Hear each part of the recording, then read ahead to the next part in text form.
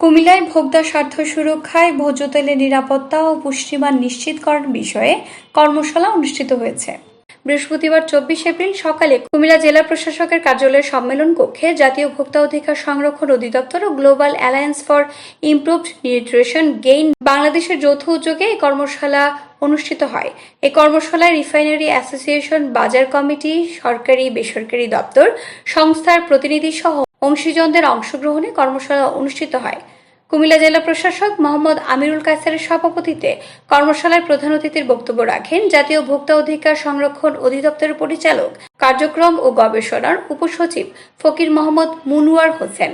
বিশেষ অতিথির বক্তব্য রাখেন অতিরিক্ত জেলা প্রশাসক সার্বিক Pankaj Barua, deputy civil surgeon Mohammad Sarwar Alam. এ সময় উপস্থিত ছিলেন কুমিল্লা দোকান মালিক ব্যবসায়ী সমিতির সভাপতি সানাউল হক, হোটেল মালিক সমিতির সাধারণ সম্পাদক নাসিরুল ইসলাম মজুমদার, বেকারি মালিক সমিতির সভাপতি মিজানুর রহমান ভূঁইয়া, রানীর বাজার দোকান মালিক ব্যবসায়ী সমিতির সভাপতি মাহবুব মেহেদি, রাজগঞ্জ ব্যবসায়ী সমিতির সভাপতি তোফাজ্জল হোসেন ইদু মিয়া, সাধারণ সম্পাদক হাজী মোহাম্মদ সেলিম, নিউ মার্কেট ব্যবসায়ী সমিতির সাধারণ সম্পাদক দীপক চন্দ্র সাহা, দৈনিক রানীর বাজার দোকান মালিক ব্যবসায়ী সমিতির সভাপতি কোরবান আলী, চকবাজার মার্চেন্ট অ্যাসোসিয়েশনের সভাপতি মোহাম্মদ আলী আশরাফ, যুগ্ম সাধারণ সম্পাদক মোহাম্মদ ফারুক আহমেদ, কুমিল্লা বিসিকের তরুণ উদ্যোক্তা সংগঠনের আহ্বায়ক ইজাজ আহমেদ খান সহ বিএসটিএ প্রতিনিধিগণ। জাতীয় ভোক্তা অধিকার সংরক্ষণ অধিদপ্তরের উপপরিচালক আতিয়া সুলতানা এই কর্মশালার সঞ্চালনা করেন। জাতীয় ভোক্তা অধিকার সংরক্ষণ অধিদপ্তরের সহকারী পরিচালক জান্নাতুল ফেরদৌস প্রেজেন্টেশন উপস্থাপন করেন। সরকার আসলে অচিরেই এটি আসলে ব্যান করতে যাবে। তো আপনাদেরকে আগেই সেন্সিটাইজ করা যে আপনারা খোলা তেলে কিন্তু এরকম খারাপ খারাপ দিক আছে, হ্যাঁ, এটা বলে যাওয়া। আমরা সেই কারণে এসেছি, আমরা তো টেস্ট করতে পারি না, টেস্ট করবে বিএসটিআই। বিএসটিআই এই প্রজেক্টে বিএসটিআই একটা গুরুত্বপূর্ণ ভূমিকা পালন করছে, তারা একটি বড় স্টেক হোল্ডার এবং তারা গোটা বাংলাদেশ থেকে আপনার প্রতি মাসে একটা রিপ্রেজেন্টেটিভ স্যাম্পল কিন্তু তারা টেস্ট করছে। এতে যে রেজাল্টটা আসছে, এতে দেখা গেছে যে বোতলজাত যে আপনার সয়াবিন মার্কেটিং হচ্ছে, সেই সয়াবিনে 93% ক্ষেত্রে ভিটামিন এ এর কাঙ্ক্ষিত মাত্রা পাওয়া গেছে ফর্টিফিকেশনের পরে, আর খোলা তেলের ক্ষেত্রে 7% এর ক্ষেত্রে কাঙ্ক্ষিত মাত্রা পাওয়া গেছে। তাহলে খোলা তেলে এই সর্বনাশটা কেন হয়? অথবা প্যাকেটজাত তেলে 93% কেন? এটা 100% পাওয়ার কথা, এই 93% কেন হলো?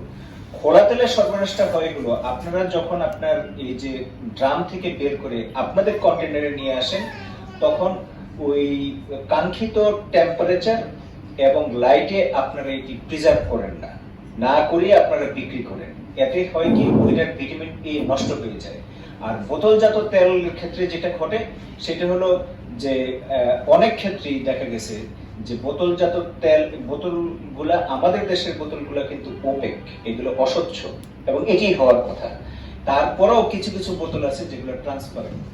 হ্যাঁ, আমরা এটা নিয়ে কাজ করছি কোম্পানিগুলোর সাথে, এবং সেখানে ওই লাইট যখন আপনার ভিতরে ঢুকে, সানলাইটের কারণে ওটা ডিজেনারেট হয় এবং তখন ভিটামিন এ কমে যায় কাঙ্ক্ষিত মাত্রার চেয়ে। ভিটামিন এ কাঙ্ক্ষিত মাত্রাটা কত, এটা আপনারা সায়েন্স কত এতটা হয়তো বা ভিতরে ঢুকবেন না, শুধু সংখ্যাটা জেনে রাখেন যে আমাদের দেশে যে আইন আছে সেই আইন অনুযায়ী 15 থেকে 30 ppm এর ভিতরে এটি হতে হবে কাঙ্ক্ষিত মাত্রাটা। তো সেটি অনেক স্যাম্পলই পাওয়া যায় না। আমরা আপনাদেরকে সাথে নিয়ে এই প্রবলেমটা সলভ করতে চাই। মানুষের যে নিউট্রিশনের যে ডিমান্ড, এই ডিমান্ডটাকে সলভ করতে চাই। সব মিলে আমরা আসলে একটি বেটার বাংলাদেশ করতে চাই। এমন জেনারেশন আমরা রেখে যেতে চাই না যে জেনারেশনের স্বাস্থ্যগত সমস্যা হবে। আমরা সেই জেনারেশন রেখে যেতে চাই যাদের শিক্ষা চমৎকার হবে, যাদের স্বাস্থ্য চমৎকার হবে। কারণ শিক্ষা এবং স্বাস্থ্য যদি ঠিক না হয়, তাহলে ওই জেনারেশন কিন্তু দাঁড়াতে পারবে না, কারণ তাদের জীবন আরো অনেক বেশি কম্পিটিটিভ হবে। যদি এই কম্পিটিশনে আপনার সন্তানকে ঠিক মতো রেখে যেতে চান, তাহলে আপনারা এখানে যারা ব্যবসায়ী আছেন, যেখানে যারা ভোক্তা উপস্থিত আছেন, যারা বিভিন্ন এজেন্সিতে কাজ করছেন, প্রত্যেকের জায়গা থেকে এই জায়গাগুলো ঠিক করাটা খুব গুরুত্বপূর্ণ। যদি আমরা করতে পারি, তাহলে আমরা একটা শিক্ষিত বাংলাদেশ করতে পারবো, একটি স্বাস্থ্যবান বাংলাদেশ করতে পারবো। খালি তেল খেলেই স্বাস্থ্যবান বাংলাদেশ হয় না, আরো অনেক আছে, কম্পোনেন্ট এলিমেন্ট আছে, কম্পোনেন্ট আছে। আমরা সব জায়গায় এটা একটা এলিমেন্ট যেখানে আসলে আপনাদের সবাইকে এগিয়ে আসতে হবে, এবং এই এগিয়ে আসলে আমরা একটা বেটার বাংলাদেশ করতে পারবো। আসলে আমরা যে ভিটামিন এ দরকার আমাদের যে ভোজ্য তেল, এটা আমরা নিশ্চিত, কারণ এটা একটা সাইন্টিফিক বিষয়। আমাদের দেশে 18 কোটি মানুষের একটা দেশ, সরকারের সদিচ্ছা রয়েছে, সরকারের পলিসি রয়েছে এবং সামর্থ্যের একটা বিষয় আছে।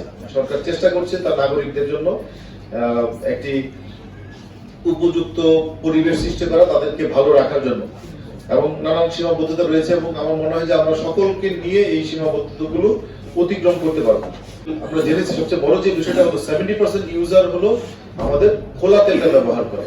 সো এটা ওভার দ্য নাইট বন্ধ করে দেওয়াটাও সম্ভব না। আমার নাগরিকদের স্বাস্থ্যের বিষয়টি চিন্তা করে সরকার এটা বন্ধ করে দিতেও চাচ্ছে। তো দুইটাকে ব্যালেন্স করতে হবে, যেভাবে করলে এটা কার্যকর হবে সরকার নিশ্চয়ই সেই কাজটি করবে। আরেকটা বিষয় হলো যে তেল আমরা যে ব্যবহার করি, আমাদের খাদ্যাভ্যাসের ক্ষেত্রেও আরেকটি সমস্যা রয়েছে।